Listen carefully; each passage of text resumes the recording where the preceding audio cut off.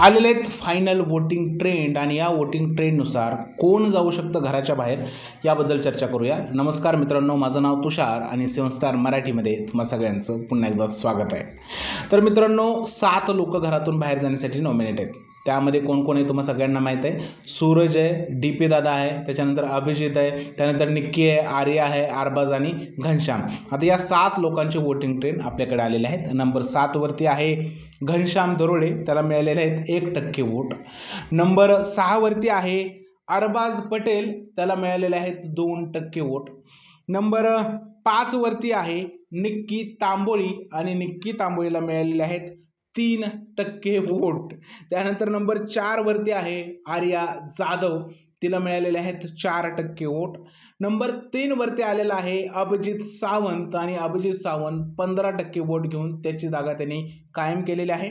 Number 2 वरती आहे धनंजय पवार उर्फ डीपी दादा, यांना 20% जे आहे ते मतदान मिळालेलं आहे आणि 20% मतं घेऊन त्यांनी नंबर 2 ची पोझिशन कायम ठेवलेली आहे।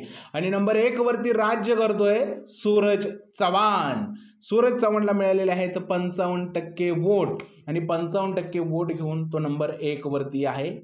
सूरजने जेव्हापासून वोटिंग लाईन ओपन झाल्या तेव्हापासून नंबर 1 ची पोझिशन जी आहे ती पक्की केलेली आहे। सूरजला 55% वोट महाराष्ट्राच्या जनतेने दिलेले आहेत, त्यामुळे तो सेफ सुद्धा या आठवड्यात असण्याची दाट शक्यता आहे।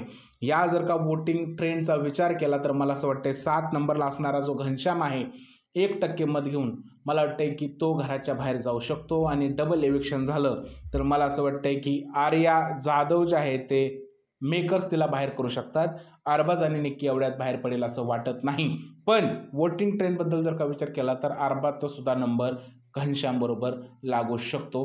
तर असेच आहेत हे वोटिंग ट्रेंड। तुमचं काय म्हणणं आहे या वोटिंग ट्रेंड बद्दल मला नक्की सांगा कमेंटमध्ये, आणि या वोटिंग ट्रेंडनुसार कोण जाईल घरातून बाहेर हे सुद्धा मला कमेंटमध्ये सांगा। जर हा व्हिडिओ आवडला असेल तर त्याला लाईक करा, शेअर करा, चॅनलला सबस्क्राईब करायला विसरू नका। भेटूया पुढच्या व्हिडिओमध्ये, तोपर्यंत भारत माता की जय।